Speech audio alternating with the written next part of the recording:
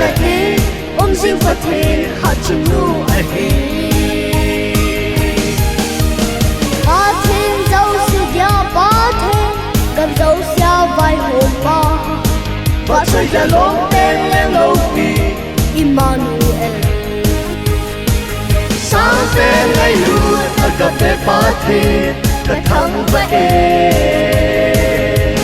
nang lo pa khat sao lo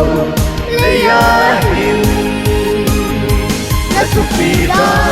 na lo pi da na sim sa te asu na zanin a phong sing hui hallelujah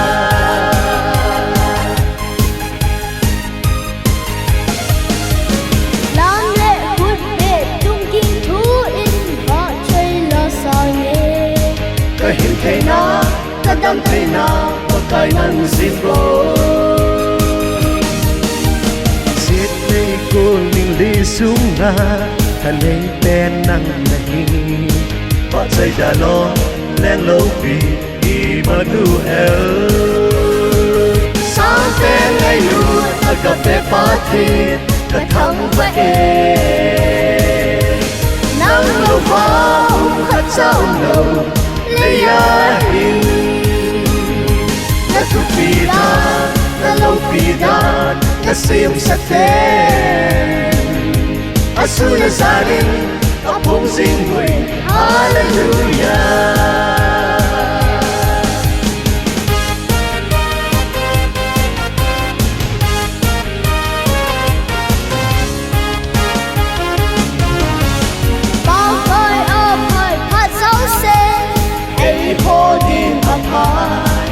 ngay lúc na ni si in a tha sing sing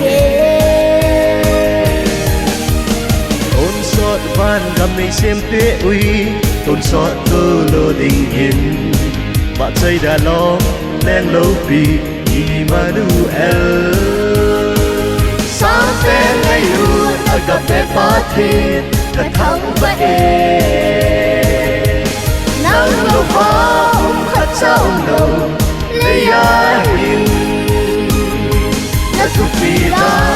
na lo pida na sim sa ten asu na zanin a phong sing hui hallelujah asu na zanin